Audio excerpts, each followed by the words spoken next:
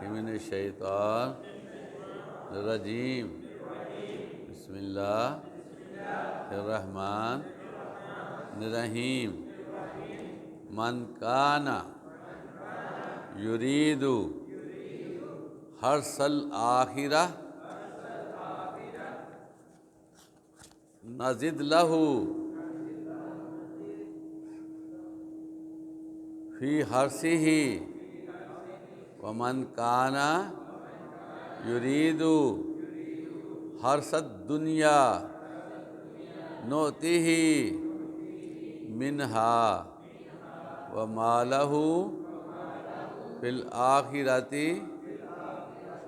من نصیب۔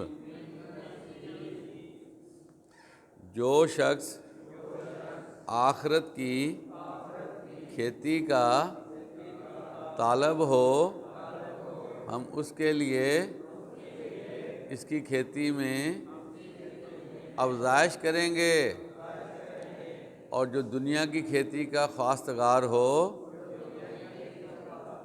اس کو ہم اس میں سے دیں گے، اور اس کا آخرت میں کچھ حصہ نہ ہوگا۔ عزیز طلبہ، قرآن مجید میں اللہ تعالیٰ ارشاد فرماتے ہیں لیس للانسان الا ما سعی، انسان کو نہیں ملتا مگر وہ جس کی وہ کوشش کرتا ہے۔ اس سے پہلے آپ نے جو آیت ملاحظہ کی اللہ لطیف بعبادتہ یرزق من یشاء، یہ جو آیت ہے اس میں یہ بات اللہ تعالیٰ نے فرمائی ہے کہ اللہ تعالیٰ اپنے بندوں پر مہربان ہے، اور ساتھ ساتھ یہ بھی کہا کہ جس کو چاہتا ہے وہ رزق عطا کرتا ہے۔ تو دونوں طرح سے خیال رکھنا چاہیے کہ بندہ کہے کہ میں محنت کروں گا، میں پلاننگ کروں گا، میں زور لگاؤں گا۔ بعض اوقات ایسے ہوتا ہے کہ بندہ جہاں سے چلا ہوتا ہے بہت کچھ کرنے کے بعد زیرو پہ آ جاتا ہے۔ ایک تو یہ ہے کہ جب بندہ کوشش کرے تو اللہ تعالیٰ کو ساتھ ملا کر کوشش کرے، اور ان کاموں میں کوشش کرے جو اللہ تعالیٰ نے انسان کے لیے جائز قرار دیے ہیں۔ غلط راہوں میں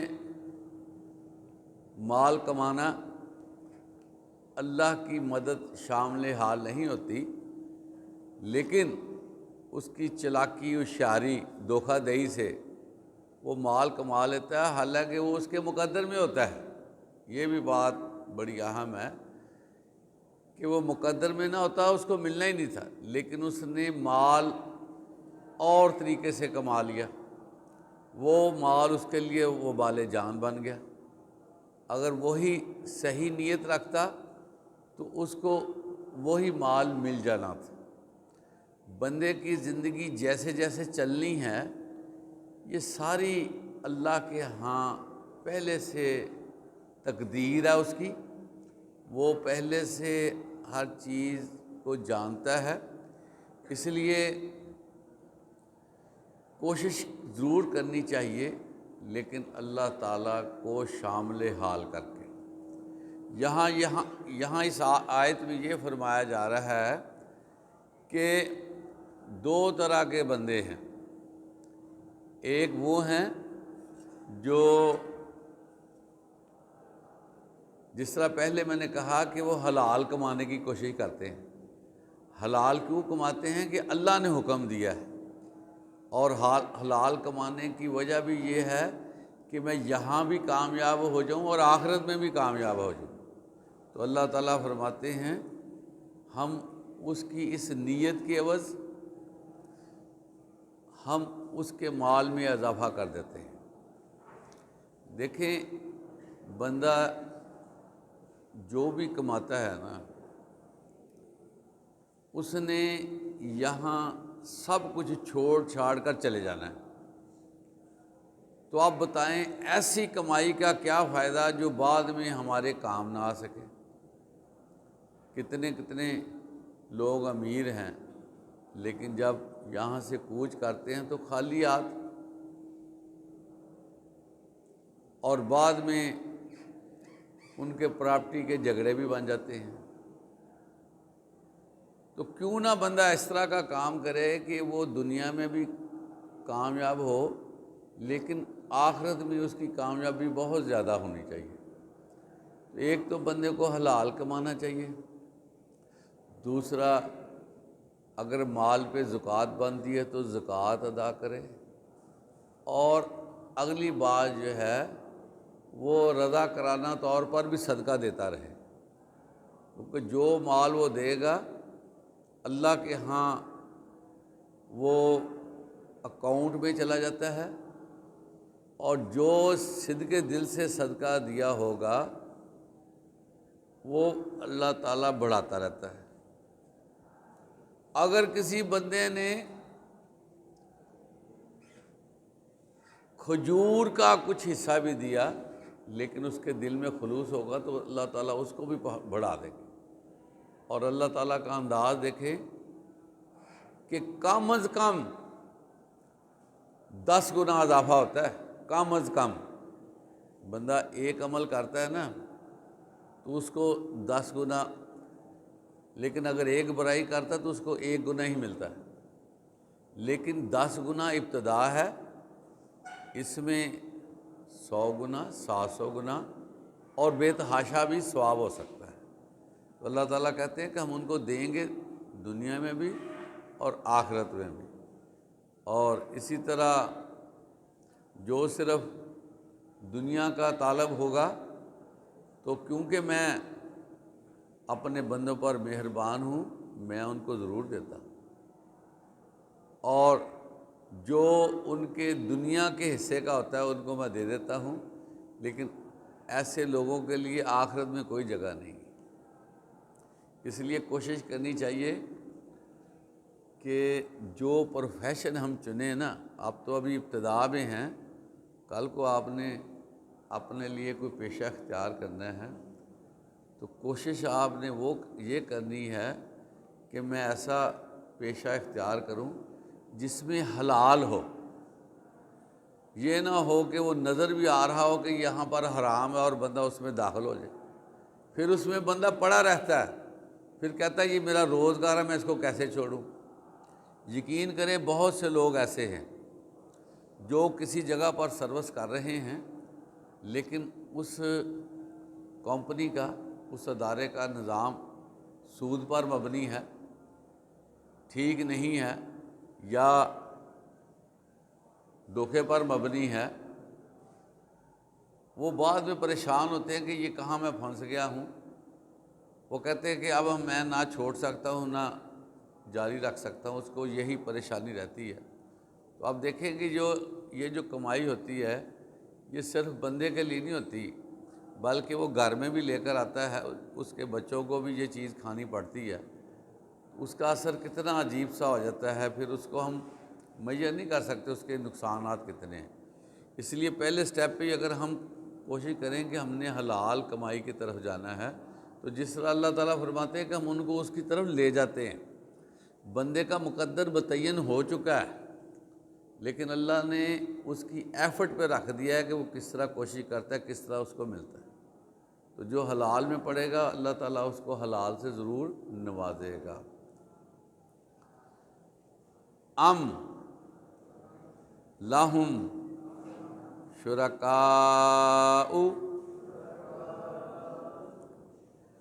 شرعوا لہم من الدین ما لم یأذن بہ اللہ ولولا کلمۃ الفصل لقضی بینہم وإن الظالمین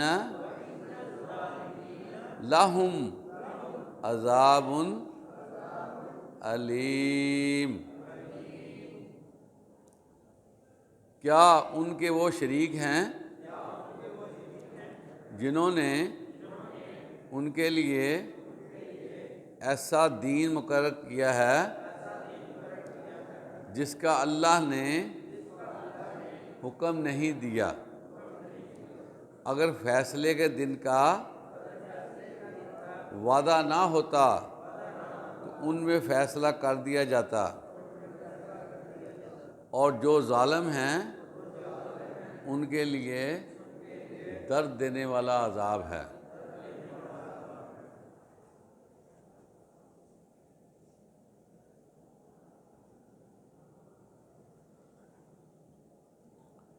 اچھا جی، یہ بات پہلے بھی کئی بار ہو چکی ہے، اور قرآن مجید کا جو مین سبجیکٹ ہے وہ یہی ہے۔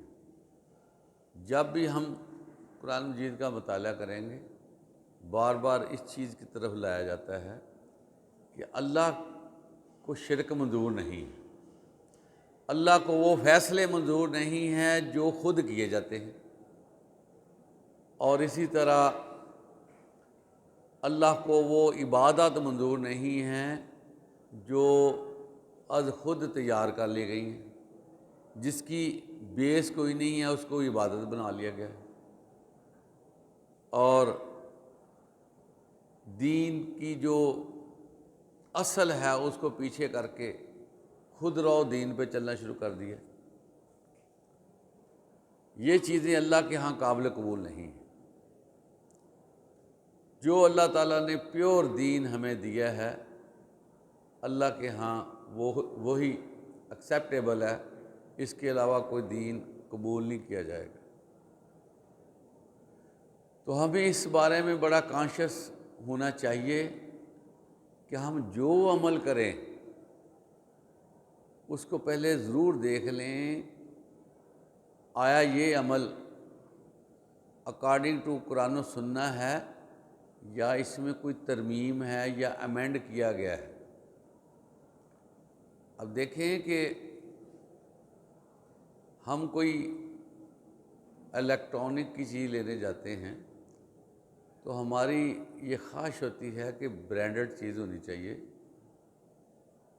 جو انٹرنیشنلی ریکگنائزڈ کمپنی ہے اس کی چیز ہونی چاہیے، کہیں یہ نہ ہو ہمارے ساتھ دھوکہ ہو جائے اور وہ ہم چیز لیں اور وہ جعلی ہو۔ اب دیکھیں بہت سی الیکٹرانکس میں چیزیں آتی ہیں اور دیکھنے میں بہت بھلی لگتی ہیں، خوبصورت ہوتی ہیں اور پوری فنکشنل ہوتی ہیں، اور دکاندار بھی کہتا ہے کہ یہ بہت اچھا ہے، لیکن جو ہی ہم اس کو یوز کرتے ہیں اس کے اندر مسائل نکلتے ہیں، جس کی وجہ سے ہمارا دل جو ہے وہ خراب ہو جاتا ہے، ہماری انویسٹمنٹ ضائع ہو جاتی ہے۔ یہاں بھی یہی صورتحال ہے۔ ہم اگر آنکھیں بند کر کے ان راہوں پہ چلیں گے جس کا نہ اللہ نے حکم دیا نہ آپ صلی اللہ علیہ وسلم نے اس پر چلنے کا ہمیں کہا، تو ہم چلتے رہیں گے، تو کل کو پھر جب ہم اس کو ایویلویٹ کریں گے تو ہم دم بخود ہو جائیں گے کہ یہ ہم نے کیا کر دیا۔ اس چیز کا نہ کوئی پتہ، نہ کوئی اللہ کی طرف سے آیت، نہ کوئی صحابہ کرام کا اجتماعی عمل، تو ہم کیا کرتے رہیں؟ پھر وہ رونا دھونا کہاں جائے گا؟ ایفرٹ ساری ضائع ہو جائیں گے۔ اس لیے دین کو سمجھ کر چلنا بڑا ضروری ہے۔ اس کا ایک یہ بھی فائدہ ہے دین کو سمجھ کر چلنے کا کہ بہت ساری چیزیں جو ہم اپنائے ہوئے ہیں وہ سائیڈ پہ ہو جائیں گے، جس سے ہمارا مالی بوجھ بڑا کم ہو جائے۔ اب بہت سارے ایسے معاملات ہیں جو ہم زندگی میں چلاتے ہیں، وہ ہم پہ فنانشل برڈن بن جاتے ہیں، لیکن دیکھا دیکھی رواجن وہ ہم اس کو کرتے ہیں، اس سے پھر ہم پس جاتے ہیں، اور ایک دفعہ بندہ پس جائے نا، اس کا ساتھ کھڑے ہو کر چلنا بڑا مشکل ہو جاتا ہے۔ یہ سوسائٹی جو ہے نا، سوسائٹی یہ بڑی بے رحم ہے، اس کے ساتھ جو چلتا ہے اس کو چلاتی ہے۔ جو ہی کوئی بندہ سائیڈ پہ ہوا، اس کے سگے بھی اس کو فارغ کر دیتے ہیں کہ تمہاری اب لائن بدل گئی ہے، تم اب فارغ ہو۔ تو دین میں رحمتیں ہی رحمتیں ہیں، برکتیں ہی برکتیں ہیں، کامیابی ہی کامیابی ہے۔ جدھر ہمارے اللہ نے کہہ دیا وہ ہمارے لیے راستہ ہے، جدھر ہمارے نبی حضرت محمد مصطفیٰ صلی اللہ علیہ وسلم نے ہمیں چل کر دکھایا ہے، ہمیں ایڈوائز کیا ہے، وہ ہمارے لیے راستہ ہے۔ اس کے علاوہ ہمارے لیے کوئی اور ڈائریکشن نہیں ہے جس پہ ہم چلیں۔ وہ اپنے آپ کو کہہ لیں کہ ختم کرنے کا ایک طریقہ ہے۔ ہماری اللہ کے ہاں جو پذیرائی ہونی ہے یا ہے، وہ ایک دم سے ختم ہو جاتی ہے جب ہم ایسے عمل کی طرف چلے جائیں جس کو اللہ اس کے رسول کے ساتھ کوئی مطابقت نہیں ہے۔ تو اللہ تعالیٰ ہمیں وہی عمل کرنے کی توفیق عطا فرمائے جو اللہ اور اس کے رسول نے ہمیں حکم دیا ہے۔ وآخر دعوانا الحمدللہ رب العالمین۔